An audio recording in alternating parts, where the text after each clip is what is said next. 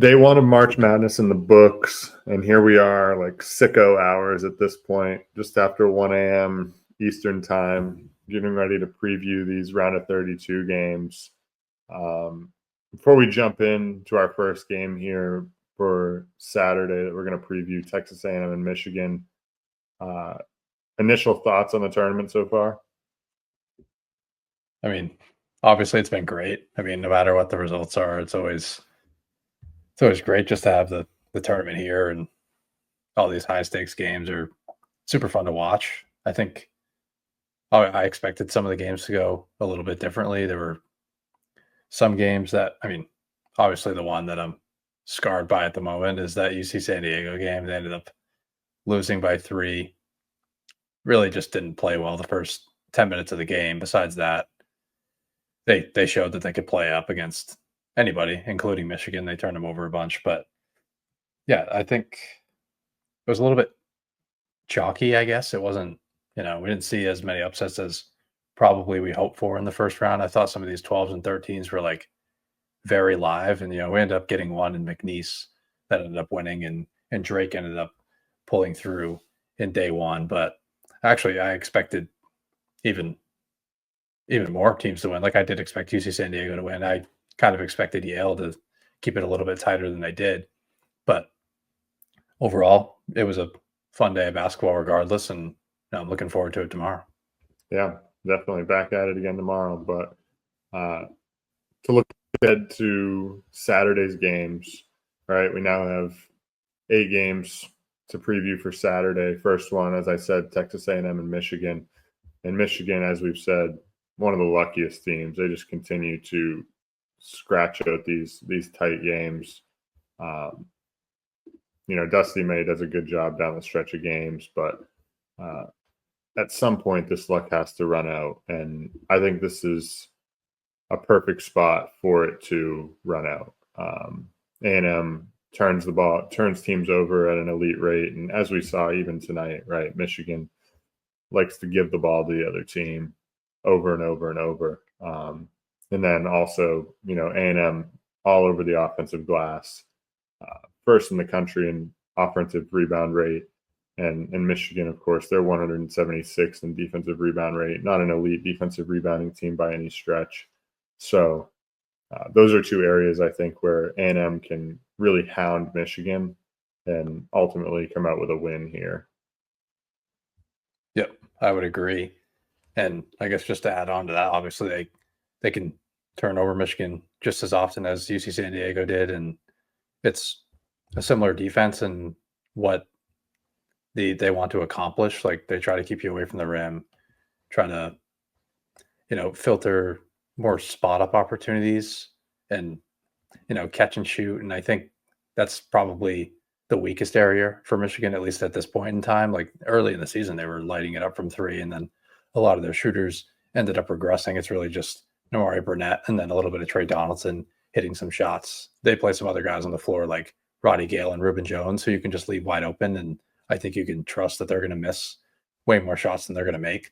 And those guys kind of have to play, especially for defensive purposes. So, yeah, I like the matchup. And A&M, they take away the rim, they take away pick and roll actions, and they take away roll man actions as well. So, like, that 4 or 5 pick and roll of Wolf and Golden probably won't be there all that often, and it can force Wolf to make some cross court passes that can get intercepted. And I think, the defense is in a very good spot.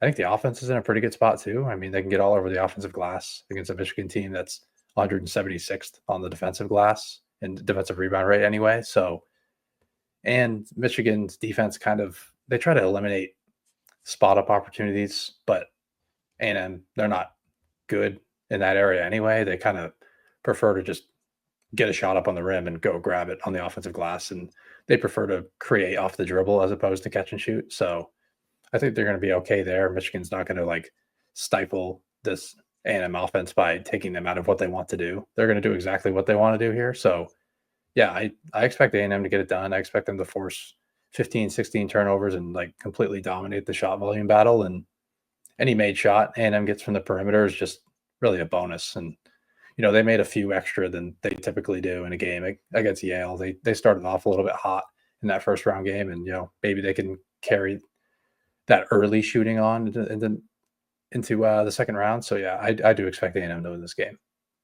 Yeah, I definitely do too. And another stat to look at as well. Michigan, very high percentage team from 2-point range, 13th in the country in 2-point field goal percentage. But A&M, to your point, right, they do a good job of denying the rim, taking away pick and roll opportunities. And, it shows they're 27th in the country in 2-point field goal percentage defense at 46.7%. They're also up there in close twos, so inside 5 feet. I don't know where they rank in the country, but they're 55.9%, which is much lower than a lot of the other teams we've seen out there. So I think that's something they have going for them in this matchup. They also play just super hard. I love the passion that Buzz Williams coaches with. For as hectic as they make it look, like I think this is a perfect game for them to make it hectic because Michigan kind of crumbles in that situation, I think. Yeah, I agree. Yeah, and they're A&M, they're in the 89th percentile in rim defense on a points per possession basis, or points per shot basis. So I do think they're in a pretty good spot to succeed here. Obviously, I mean, Burnett and Donaldson are fairly talented shooters. So if they are getting open catch and shoot threes and they're knocking them down at a higher clip, I do think they can obviously win this game and at least hang around and make this game tight. I'm not going to say it's like an A&M runaway because A&M can, miss every shot they take and keep this game tight, and then anything can happen late in the game. But I definitely think A&M sets up pretty well here. Yeah, definitely. Should be a fun game. I mean, this spread sitting at A&M -1.5. Torbit projects it at A&M -1. So, obviously Vegas thinks it's going to be pretty close. We think A&M has the slight edge, but you never know. But we're going to side with A&M here to move on to the Sweet 16 and play next weekend.